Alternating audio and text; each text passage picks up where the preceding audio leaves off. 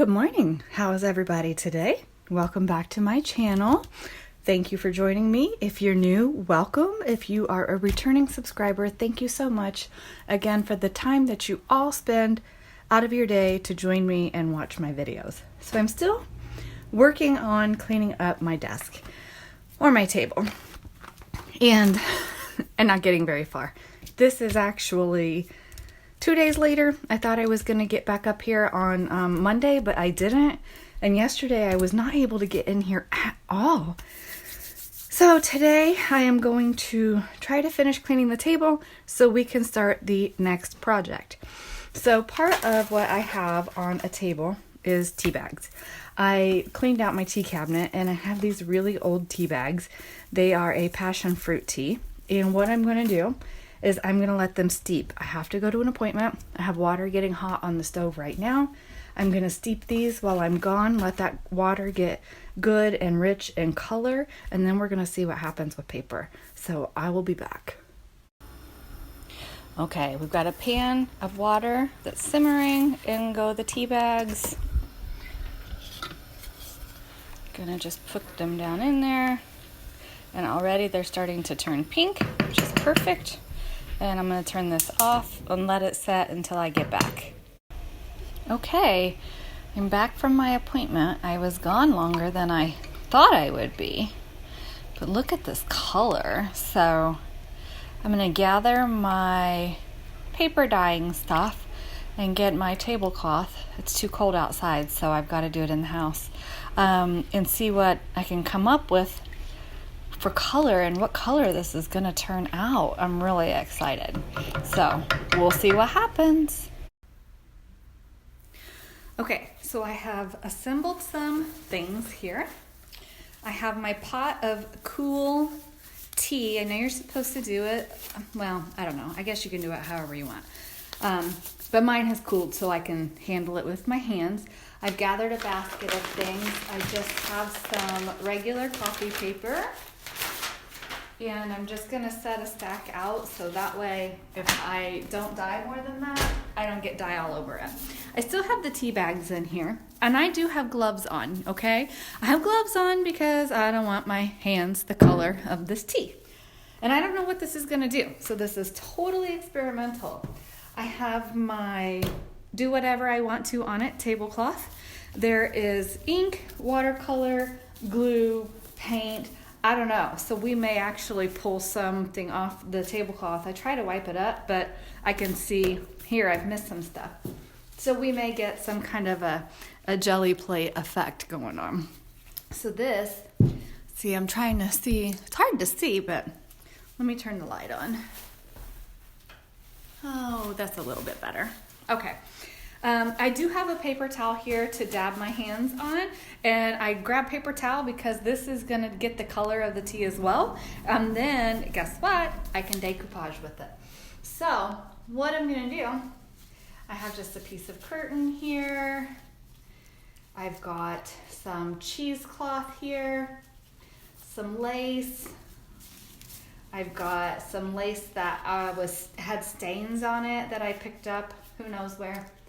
A piece of curtain that I've cut up, a piece of lace. See, this has like stains on it. I don't care. We're going to stick it in there. Another piece of curtain. This is a pillowcase I ripped up. This is some sari silk strips that I got off of probably Etsy. A piece of curtain, just some different texture curtain here. And I have a whole big wad of tulle, which based on my teapot here, I think I may have to, wait a second, let's see, can I get some on there? Oh yeah, look at that.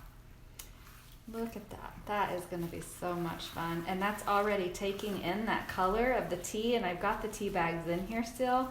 Hopefully I won't rupture any. But I'm going to lay the tea bags on some paper and get some color. So I'm going to let this set for, I don't know, 10 or 15 minutes with the fabrics in there.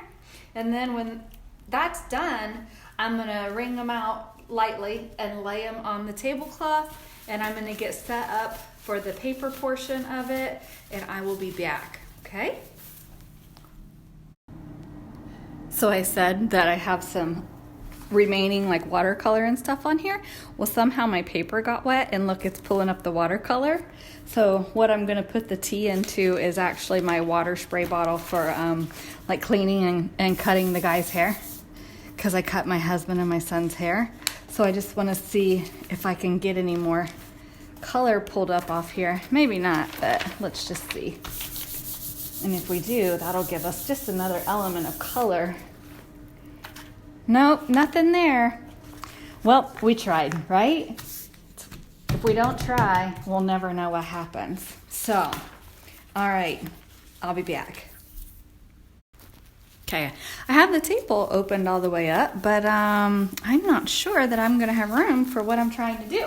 And I have to be really careful because this tea is definitely going to stain anything that it touches. Oh, look at that. That's like a really pretty rose color. But when it dries, it'll lighten up, right? So let's see what we end up getting. I could have let it soak longer, but I need the liquid to put in the spray bottle to do the paper. I wonder if I leave it wadded up, what'll happen. Oh, this is, oh, you know what I'm gonna do? I don't know if you can see this, but. This, oh, you know what? I'm a ding dong. I should lay this over the paper so that way we get some designs from this textured material, right? Lay it like that and see if it transfers. See what we can get there, right? And then I have this lace curtain piece. Yeah, I can see there, it did it already. So this, we're gonna lay on here. If I can stop moving it, it would be better. Because that's wet now. Oh, I hope this does what I want it to do.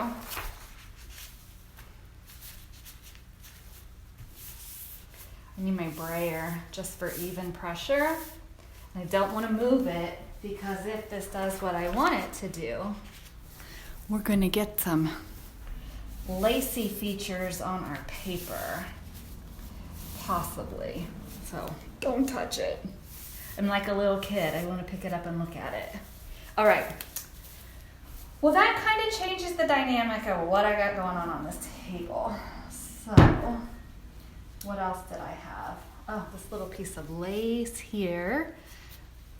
Okay. And what's fun about this is that if we get some like dimension on the edge or different textures, that's okay because we can just cut it up and use it as a background design. Oh, that cheesecloth looks amazing. Sorry if I'm out of film. I don't want to touch my phone with these gloves on if I can help it. Is my fat head in the camera? Oh, I'm sorry if it was. Oh, my gray hair. I sent a picture to my mom today. We were talking about needing to get our hair done. And I'm like, this summer, totally gonna go see my person. And hopefully she can do something with this mess I have going on. And my mom laughed. She says, you're getting gray in the same place I am. Well, yeah, I started to get gray in my 20s. But now it's really exaggerated. My temples are white. And my husband says I'm too young to let it just go gray. But I get tired of fighting it. I like to have my hair look nice. And so the last time I went to my gal in Arizona, I said, let's do it so that way the gray will grow out okay. So she actually did a really great job with that. I'm really happy with what she did because it is growing out okay. So we'll see what happens. Okay, what do we got? She's fantastic. I'm like, it's kind of funny. I'll travel 2,000 miles to get my hair done. Just gives me an excuse to go see my family too. And I love her. She's one of the sweetest people I've ever known in my life. So it's always a treat to be able to go see her. She's wonderful. This piece of curtain that I cut has texture almost like drywall tape. I need more room. Let's see. This table is fully open, so I don't have a whole lot of room to work. And I don't think you got, can you see where I'm at here? Let me try. I have, oh, paper towel. Paper towel. Okay, try not to make this too long. So you know what I'm gonna do? I'm just gonna finish laying these out and then I'll show you what I've got when I'm done because I have to rearrange and make some room here. Okay, so the bigger pieces, the tool, and some of the other pieces I had to put outside on the porch because clearly I don't have room. So we shall begin. I have my spray bottle and we're gonna see what happens because I don't know. I have not done it like this before. So we'll see. And this is not the normal spray bottle that I use. Like I said, normally this is like my haircut bottle. Let's see, we got some water in here still from, I didn't get it all out. And I gotta be really, really careful of overspray. Again, I don't want my dining room rug ruined. That would probably not go over well. So what I'm going to do is I've sprayed that so that bottom layer will get this part, and then this I'm gonna lay on top and soak that in. So we'll see what that's gonna do for us. I do wanna make sure it's good and wet. Oh yeah, that's gonna be nice with color for us. I just got that cheesecloth wetter. That's okay. More wet, wetter? What's the word, y'all? Somebody will correct me, I'm sure. That's okay, I don't mind. Don't mind, I'm just here to have fun. Just play with stuff with you guys. And this is still part of cleaning off my desk, but this is how my life goes. I'll start one project and then be like, oh, look what I found. And then off I go in my little squirrel moment doing something else. So yeah, this is how it goes for me. But I was organizing my tea the other day. I've changed some of the tea that I drink. And this was just in the back of my cabinet. I mean, I've had it for ages and just not a tea that I really like the flavor of anymore. And so I was like, oh, I know what color that is when I steep it. So I bet it'll give me a really great color to dye paper with. So we'll see what happens, right? See what happens. And I don't really like the smell of this either. I mean, it's a fruit, it's a natural. It's natural, it's not a chemical thing. I just don't really care for the smell of it. Okay, I'm gonna get the first layer going here. This one I don't know if it's gonna work because it's folded right in the middle, but it's worth trying, right? You have to try these things. I was hoping that maybe it would lay flat, but I don't know if it's going to give me a good impression on that bottom side. We'll see. We will see. Oh look, I got image on the back of that. It's all right. So, if you don't have space to do this or any of that, then I would recommend maybe holding off until summer on a day that's not super windy to try this, but that's completely up to you. Completely up to you. Oh, that's given me some good images. Okay, so what I'm gonna do is let this set for just a couple more minutes. I'm gonna pull everything up, go switch it to a different counter, and get new paper down and do it all again. I'm gonna have to figure out how to let this dry naturally, but I wanna definitely get more dyed and see what we can come up with. So I'll be back. Okay, so as I'm pulling these up, I am finding that Maybe I got them too wet, some of them. I don't know. So what I'm going to do is I'm going to let this batch dry. We're going to call this the test batch. There's a couple of different reasons why. It's not this tablecloth or curtain is giving me amazing texture, but I'm not getting the color. Like the paper is not pink like this. The paper has more of a gray look to it, which would be fine, but that's not the desired result for the project that I'm trying to dye it for. So what I think I'm going to do is I'm going to let all of these dry, see what color they dry, and I'll put this tea in the refrigerator so it doesn't go bad, and maybe we'll resume this on a different day. So that's that for now. I'm going to re-wet all of the fabrics and I'm going to lay them out in the sun. It's only like 40 degrees, so it'll take a while for them to dry. But see where that leaves us. So I will, sorry, I bumped the chair, figure out what we're going to do next, okay? So if you've watched up to this point, thank you. Give me your feedback. Let me know what you think. Do you dye your own paper? Do you buy dyed paper? What do you do? Let me know, okay? Okay, so if any of you are scientific, have a scientific understanding of things, I need help because literally you see here, the fabric held the pink. Unless I put paper over it, like the paper's pulling it out. But that's okay, I expect that. It's like pulling dye, right? So it's pink. You guys clearly saw it was spraying on pink, right? But here we have some that's drying, and it's drying like a slate gray blue. My theory is that there's something that's a chemical reaction in the paper, which may be why I get different variations in my paper when I dye. And I just use plain copy paper. So somebody, if you understand science or you know science, help me out. Let me take you outside and show you the fabrics and how pink they are. Okay, hopefully there's not too much glare because the sun is shining today and loving it. So this is the tool, and you'll see here I'm looking through the screen, it's hard. Anyway, you'll see here there's like dots where it's more concentrated, and I'm leaving it like that. This isn't a ball because this is some of the stuff I was using for texture on the paper.